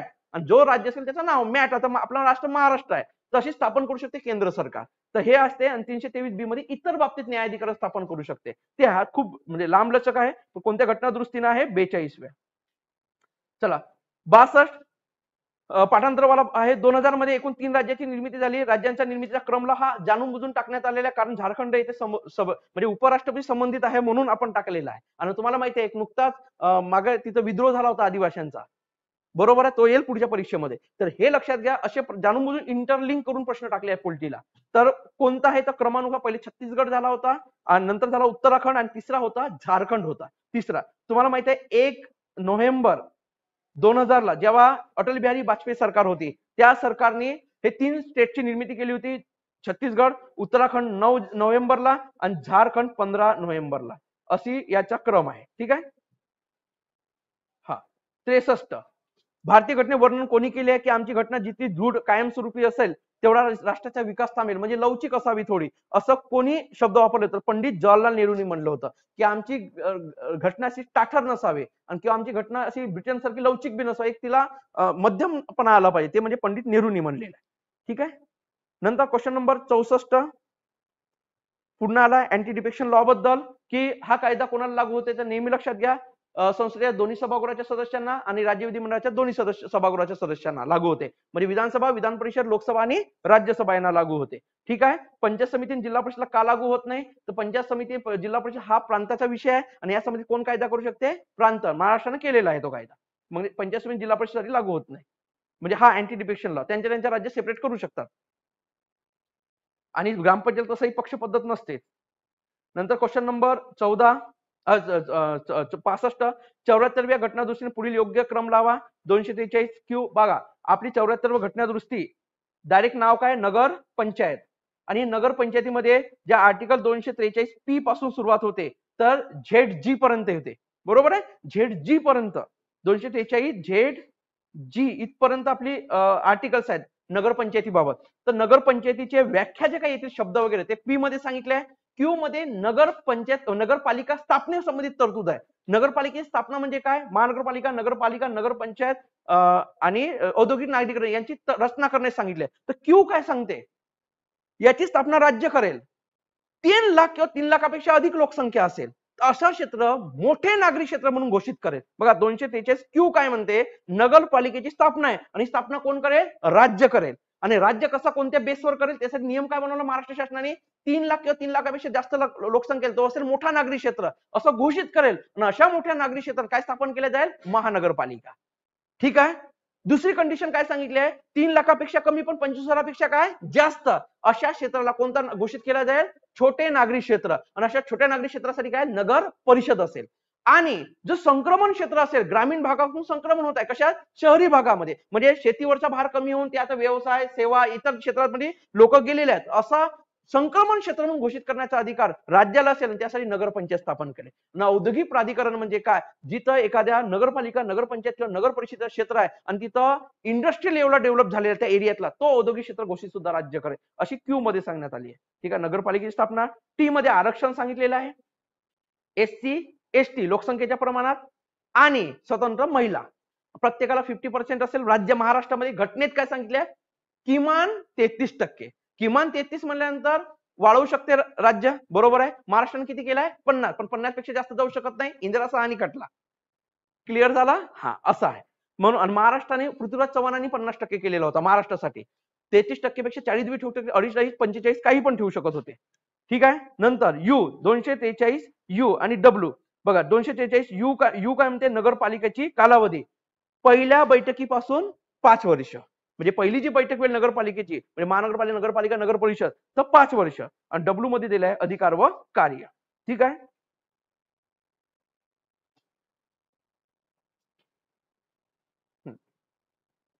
नंतर क्वेश्चन नंबर 66 राज्यात केंद्रशासित प्रदेशात घटनेच्या 4थ्या परिशिष्टात राज्यसभेच्या जागा दिलेल्या आहे त्याचा क्रम लावा म्हणते. आता बघा सगळ्यात महत्वाची कंडिशन काय, राज्यसभेची परिशिष्ट 4था संबंधित आहे. या 4थ्या परिशिष्टामध्ये डायरेक्ट 5, एकूण परिशिष्ट 12 आहेत.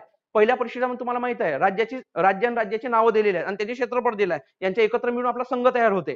2 मध्ये आणि 3 मध्ये काय दिलंय, आपल्या 3 मध्ये तर हे दिलेत काय, पेन्शन वगैरे दिलं, म्हणजे सॉरी पेमेंट दिलेले आहे. 2 मध्ये काय दिलेलं आहे, परिशिष्ट 2 शेड्यूल 2 आणि 3 माहित पाठांतर पाहिजे बरं. 3 मध्ये आणि 4 मध्ये हे दिलेलं आहे. 5 आणि 6 मध्ये आदिवासी क्षेत्राशी संबंधित आहे, बरोबर आहे. 7 मध्ये सूची दिलेली आहे. 8 मध्ये काय दिलं, भाषा. 9 मध्ये काय दिलं आहे, लँड ॲक्विजिशन संबंधित असलेले. 10 पक्षांतर बंदी. 11 आणि 12 नगर ग्रामपंचायत ग्रामीण आणि शहरी. हे पाठांतर पाहिजे. आता बघा 4थ्या परिशिष्ट ही राज्यसभेशी संबंधित आहे. कधी कधी प्रश्न असेल राज्यसभेशी संबंधित खालील तरतुदी विचार केला, मग 4थी परिशिष्ट संबंधित आहे, 5वी परिशिष्ट संबंधित आहे किंवा इतर आर्टिकल देतील. याच्यामध्ये तुम्हाला माहित असेल, नेहमी लक्षात ठेवा राज्यसभेचा ओळखाचा कसा, आपल्या 7 सिस्टर आहेत ज्या राज्य आहेत त्याच्यामध्ये एकूण किती राज्य आहेत, 8. 7 सिस्टर जे नाव आहे, राज्य किती आहेत, 8. एक भाऊ आणि छोटा वाला त्यांचा सिक्कीम. 8 राज्य आहेत. त्या 8 राज्यापैकी काय करायचा, आसामला काढायचा. किती राहिले राज्य, 7. आणि गोवा टाकायचा. किती झाले, 8. हे 8 राज्यांमध्ये काय आहे, 1 सदस्य आहे. आणि केंद्रशासित प्रदेश जेवढे आहेत आपले त्यापैकी किती केंद्रशासित प्रदेशामध्ये विधानसभा आहे, 3. जम्मू काश्मीर, दिल्ली आणि कोण आहे आपला, पुदुच्चेरी, बरोबर आहे. त्यापैकी जम्मू काश्मीरला 4 आहेत, दिल्लीला 3 आहेत, त्यापैकी पुदुच्चेरीला 1 आहे. एक मे 1900 त्याला एक आहे. मग इथं बघा गोवा एक येते, एक सदस्य. दिल्लीला किती आहे? 3 आहे. मिझोरमला एक येते आणि सांगा 7 सिस्टर मधला राज्य आहे. आणि उत्तराखंड मध्ये सुद्धा किती आहे? 3. उत्तराखंड, हिमाचल प्रदेश यांना 3 येते. ठीक आहे. हा एवढे आहेत. मग इथं उत्तर काय येणार आहे? गोवा आणि काय? मिझोराम. अ आणि क. 3 नंबर क्वेश्चन. चला ओके. 73वी घटना दुरुस्ती.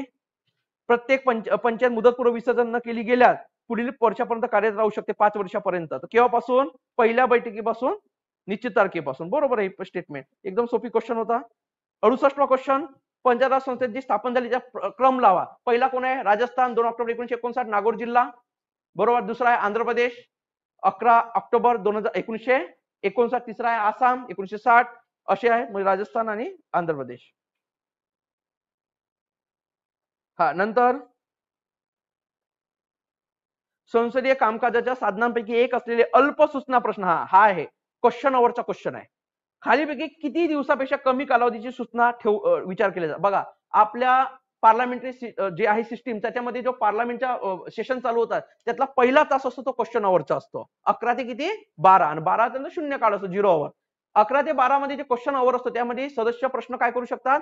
विचारू शकतात. कुणाला प्रश्न? कोणाला विचारतील सदस्य? सरकारला. बरोबर आहे की नाही?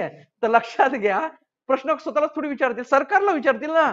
तर लक्षात घ्या जेव्हा प्रश्न विचारतात प्रश्न 2-3 प्रकार पडतात. एक तारांकित प्रश्न जे तोंडी विचारले जातात. जे तोंडी विचारले जातात उत्तर सुद्धा तोंडी मिळतात. मग उपप्रश्न तयार होऊ शकतात. त्याला म्हणतात तारांकित प्रश्न. तारांकित मध्ये स्टार केले जातात. स्टेट केला असतात त्याला. दुसरा असते अतारांकित प्रश्न. अतारांकित प्रश्न म्हणजे ज्याचे प्रश्नाचे उत्तर कसे दिले जातात? लेखी. प्रश्न सुद्धा लेखी विचारले जातात. म्हणजे उपप्रश्न असत नाही. जेवढे विचारले तेवढेच उत्तर दिले जातात. आणि तिसरा असते अल्प सूचनावादी प्रश्न. जेव्हा तात्काळ एखाद्या घटनेबद्दल प्रश्न विचारायचा असेल, महत्वाचे प्रश्न असतील, तात्काळ म्हणजे काय लगेच घडलेले नाहीये की त्या काळामध्ये घडलेले विचारायचे असेल त्याला म्हणतात अल्प सूचनावादी प्रश्न. आणि हे अल्प सूचनावादी प्रश्न सर्व अल्पावधी सूचना प्रश्न तारांकित प्रश्न असतात. लक्षात ठेवा. सर्व अल्प सूचनावधी प्रश्न हे तारांकित प्रश्न असतात. उपप्रश्न तयार होऊ शकतात. तोंडीच प्रश्न असतात. त्यांना 10 दिवसापेक्षा कमी कालावधी ठेवता येतात. नंतर 17वा क्वेश्चन आहे शेवटचा आपला. भारतात खालीलपैकी कोणत्या राष्ट्रपतीने पहिल्यांदा पॉकेट नकाराधिकाराचा वापर केलेला आहे? तर ते आहे ज्ञानी झैल सिंग. पहिली गोष्ट आपल्याकडे जो वेटो पॉवर आहे नकाराधिकार घटनेत कुठे स्पष्ट केलेला आहे का? नाही. तर कशावरून तयार होते? तर आपल्या घटनेचा आर्टिकल आहे 100 किती? 11. या 111 वरून आपण नकाराधिकाराचा इनडायरेक्टली हे काढू शकतो. काय म्हणतो आपण त्याला? अर्थ काढू शकतो. घटनेत डायरेक्टली अर्थ दिलेला नाही वेटोचा कुठेही. मग काय आहे 111 का म्हणते? त्याच्यामध्ये सांगण्यात आलेलं आहे की जर का सामान्य विधेयक असेल, वित्तीय विधेयक असेल किंवा काय म्हणतो आपण त्याला वित्तीय विधेयक 1, वित्तीय विधेयक 2 असेल, धन विधेयक, वित्तीय विधेयक 1, वित्तीय विधेयक 2 असा जर कोणतेही विधेयक राष्ट्रपतीकडे आले तर राष्ट्रपती जवळ काय पर्याय असतील? एक तर संमती देतील त्या विधेयकाला. संमती दिलं तर प्रश्नच नाही काही. नकाराधिकार आहे का काही? नाही. दुसरी गोष्ट डायरेक्ट तो काय करू शकतात? फेटाळून लावू शकतात. डायरेक्ट फेटाळून लावू शकतात म्हणजे सहमती रिजेक्ट करू शकतात. त्याला म्हणतात पूर्ण नकाराधिकार. ऍब्सोल्यूट वेटो पॉवर राष्ट्रपतीचा झाला. म्हणजे राष्ट्रपतीचा ऍब्सोल्यूट वेटो पॉवर कुठं कुठं असते? सामान्य विधेयक, धन विधेयक, वित्तीय विधेयक 1, वित्तीय विधेयक 2 ला असते. दुसरी कंडिशन काय करू शकते? पुनर्विचारार्थ पाठवू शकते. कोणाकडे? सभागृहांकडे. पण पुनर्विचारार्थ पुन्हा आला तर राष्ट्रपतीला काय करावं लागते? संमती द्यावीच लागते. परंतु आता लक्षात घ्या पहिल्यांदा त्यांनी होकार दिलाय का त्या गोष्टीला? नाही. सध्या पुरता सस्पेंड केलेला होता. म्हणून त्याला काय म्हणतात? सस्पेन्सिव्ह वेटो पॉवर म्हणतात. त्यालाच काय म्हणतो आपण? निलंबनात्मक नकाराधिकार म्हणतात. 2 वेटो पॉवर 4ही याला वापरल्या जातात. किंवा राष्ट्रपती या 3-4ही विधेयकाला हो बी म्हणू शकत नाही, नाही बी म्हणू शकत नाही, कोणतीच प्रक्रिया करू शकत नाही. कुठंच सांगितलं नाही. ही एक कंडिशन घडू शकते. त्याला म्हणतात कोणता? याला पॉकेट वेटो म्हणतात. घटना दुरुस्तीसाठी 24व्या घटना दुरुस्तीने काय केलेलं आहे की असा कोणताही विधेयकाला तर राष्ट्रपतीला काय द्यावं लागते? संमती द्यावी लागते. राष्ट्रपती कोणताही वेटो पॉवर वापरू शकत नाही. कशाच्या बाबतीत? घटना दुरुस्तीचा. लक्षात ठेवा कोणताच वापरू शकत नाही. पण भारतीय इतिहासात पहिल्यांदा कोणत्या राष्ट्रपती वापरलं? ज्ञानी झैल सिंग. राजीव गांधींच्या काळात, इंदिरा गांधींच्या काळातच हे राष्ट्रपती होते. निवड झाली होती. नंतर त्यांची डेथ घडली. नंतर त्यांचा मुलगा पंतप्रधान पदावर आला. त्यावेळेस इंडियन पोस्टल बिल नावाचा पोस्टलचे पॉवर कमी करण्यासाठी एक बिल आला होता. त्याला ज्ञानी झैल सिंगनी काहीच हे केलं नाही. काय म्हणतो आपण त्याला? बोलले म्हणजे काहीच केलं नाही. नंतर ते गिरी आल्यानंतर ते व्यंकटरामन आले त्यानंतर ते क्लिअर झालं होतं. ठीक आहे. तर हे होते ज्ञानी झैल सिंग. 1986च्या दरम्यान आलेला होता बिल बहुतेक. ठीक आहे. ओके. हे प्रश्नपत्रिका एकदम कठीण आहे, सोपी आहे, डोक्यातून काढून टाका, याचा अभ्यास करा, त्या टॉपिकला धरून ते प्रश्न सोडवा. पार्लमेंटचे हे दिसलं लगेच तो टॉपिक वाचून काढा. मित्र मित्र तुम्ही डिस्कस करा या क्वेश्चनचे जेवढं जमेल. कारण तुम्हाला वाटते कठीण आहे, सोपं आहे, भानगडीतच पडू नका. तुम्हाला स्टार्टिंगला काढण्याचा प्रश्न तोच आहे की शेवटी कठीण पेपर काढू शकत नाही आपण. तुमचा कॉन्फिडन्स आधीच तुम्हाला व्यवस्थित मेंटॅलिटी करून ठेवली तर तुम्ही बरोबर राहता. ठीक आहे. आणि स्कोर येऊन आपल्याला कुठेही फटाके फोडायचे नाहीयेत जाऊन. बरोबर आहे की नाही. टेस्टचा काय करायचं तुम्हाला, ते जे काय ते आयोगात तुम्हाला सगळं. म्हणून अशा हा विचारपूर्वक पूर्ण प्रश्नपत्रिका काढलेली होती. सगळ्यात महत्वाची की तुम्हाला पुढे ह्या 2 महिन्यामध्ये तुम्ही 15 दिवसाला जरी एकदा पॉलिटीचा जेव्हा अभ्यास कराल तर टॉपिकला घ्या. तो दिसला म्हणजे वे टू पॉवर दिसला लगेच 111 वाचून काढायची कंप्लीट. म्हणजे हे अशी पद्धत वापरा तुम्ही आता. ओके. चला थँक्यू.